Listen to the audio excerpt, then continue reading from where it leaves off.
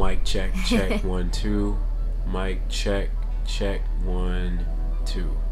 Hey guys, welcome to my channel. I'm gonna be doing a video on being married to somebody in ministry or pastor's wife, whatever you want to call it. I know that may make you cringe to hear pastor's wife, or maybe you're interested in knowing what somebody married to ministry is like. Now I'm gonna introduce to you my husband, the one and only Pastor Brandon Henderson. Yay! That was so dramatic.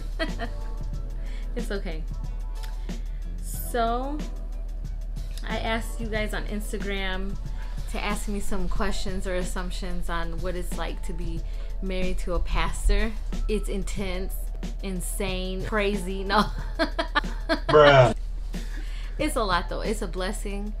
Yeah, I had a lot written down. Then when I started reading the questions, I was like, okay, let me answer the questions, and then if we have time, I'll get into other stuff. Brandon's also gonna help me with some of these questions.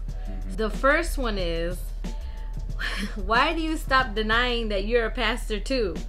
I consider myself a pastor, but I am not ordained in my church as a pastor. I am not on staff. We go to a pretty large church where there's, how many pastors are on your staff? Do you know? 25. 25 pastors. Yeah. So my husband is a youth pastor. My own thing? I think it's time I take the whole thing. The whole thing? Wise men take the city. Take the city? Plus I got a whole revolution with me. What's up? I think it's time I do my own thing. He is a full-time youth pastor, paid on staff at our church. Our church is about, what, 2,000, 3,000 members? I'm not really sure. So yes, I am not on staff, and that's why I don't consider myself at this time a full-time pastor. I consider myself a pastor's wife because I am not on staff. I still do pastor.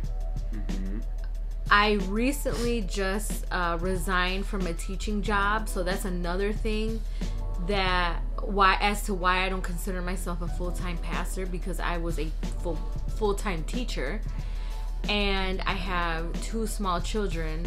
So I am not, at this time, I am not involved in youth ministry the way I would want to, or the way a full-time or part-time pastor would be. That is why I don't consider myself a full-blown pastor. But anyway, you can add anything to that. Yeah, I mean, something to remember is that when one spouse is in the ministry, like, everybody's in the ministry. Yes. Your whole family's in the ministry. Your children are in the ministry. They're involved somehow. Your husband's a pastor. The wife is also in the ministry. If the wife is a pastor, the husband is also in the ministry. So it's really hard to separate, to just try to distinguish the difference between a pastor or a pastor's wife. I think that term pastor's wife, the connotation that comes to people's minds is that this is a spouse who is uninvolved and uninterested in the ministry. And I found that to be completely untrue. That's a horrible definition and connotation of what a pastor's wife is, or a pastor's husband is. It's impossible to be uninterested and uninvolved. This is an all-in sport. This is an all-in type of feel. It requires everything of you. It requires everybody in the family. So yeah, she is very much involved. So let's get to the questions. How is your faith challenged or strengthened? That's a really good question. So my faith is challenged because, well, first of all, it's challenged because my way of church looks so different than everyone else. When I was not in ministry or connected to Brandon in ministry, however you want to see it, I would go to church and just, if I had a bad day, I could go to church looking like I had a bad day. I can go to church crying. I can go to the altar call, be on my knees crying and telling people my problems. I can't do that anymore. That's just not, I'm not there. I have responsibilities at the church now. I have to be the one to be open to praying for other people. That's what we signed up for. So when I'm having a bad day, which is normal considering that I have a newborn and a toddler, sometimes I'm making it to church and it's rough with a toddler. It's rough with a newborn, and I have to get them ready and hustle and go, and leaving the house could be challenging. And so I cannot just come I have to, we call it, I have to be on.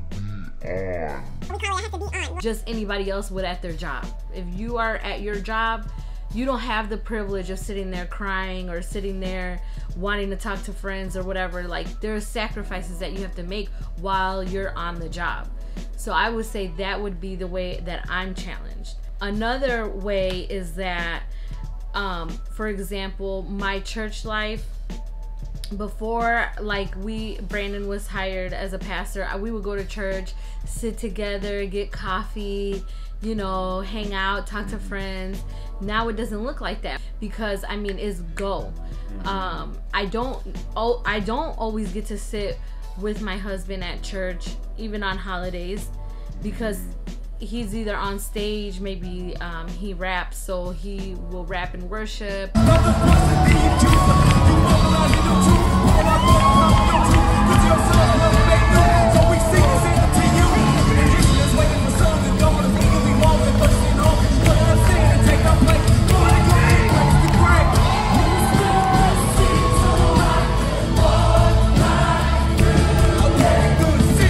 Or he's talking to somebody outside, or they need him for something else. So it took me 2 years. There were times, like, I'll never forget one Easter, I just was crying, and I was like, I just want to be like everybody else. And I really had to take that to the Lord, if I'm being transparent. And God was like, this is what you signed up for. You are here to serve. You had your time of being a member, and this is what you are being called to. There's sacrifices in that. Would you say anything? So I think what Sharon is talking about is that we'll never go back to experiencing what she described in the beginning when it comes to church, because we believe that this is a calling on our lives. We believe that this is something that God wants for us. We believe that he's gonna require us to step into even more church related things. So it's going to look different, and I think we have to get used to the new norm, and stop comparing it to like our old experience. Okay, so something that how has my faith been strengthened? You see the way, because of all the sacrifices that we've done, we have gotten to see, or I have gotten to see, the way that the Lord provides in such a greater way. So it comes with more challenges, but it comes with more, like, a higher blessing, a higher, the Lord takes care of you in a completely different way, in my opinion, because we are sacrificing, and I'm sacrificing, especially me, because before me and Brandon were married, I was highly involved in youth ministry. I had, at my last church, a discipleship pouring into, like, leaders in the ministry, and that gave me joy. I got to go to all the conferences, and I got to do so much in the church. And now that we have kids and my husband is on staff, I have had to sacrifice that, which was extremely hard for me. I would come home crying so many days, like, why does Brandon, Lord, why does he get to go to all the conferences and stuff, but I have to come home because we have a child now that has a bedtime, and he can't come home because he's at his job. It's not just church, it's his job. He's the one that has to be there. So I've had to sacrifice my presence in church as weird as that sounds, more because of this. So the Lord has really blessed me in so many different ways, with, you know, financially, with friendships. Even though they look different, it still has been a blessing to have the friends that I have.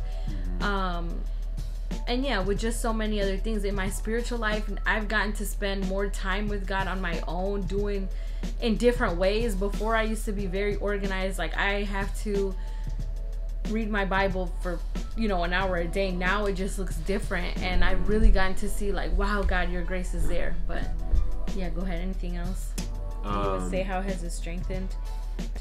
I mean, that could be a whole hour. Yeah, thing. I mean, I would agree. I just think that the Lord is faithful, and if He's, one thing you can be encouraged in is that if He's asking you to step into anything new, He's going to provide everything you need for that new season. And I think that's kind of what she's getting at, that we, as much as we, you know, as much as we've been stretched and challenged, and we're still being stretched, we're still being challenged, the Lord is just continuing to be faithful. And we've gotten to see, you know, His faithfulness, which impacts your relationship with Him. You know, it impacts your faith. When you see His goodness, it's just like, okay, Lord, wow, this is what I signed up for. You are amazing. So yeah. Do you ever feel pressure to be fake or seem like you have it all together, even when you don't? That's a good question. The answer is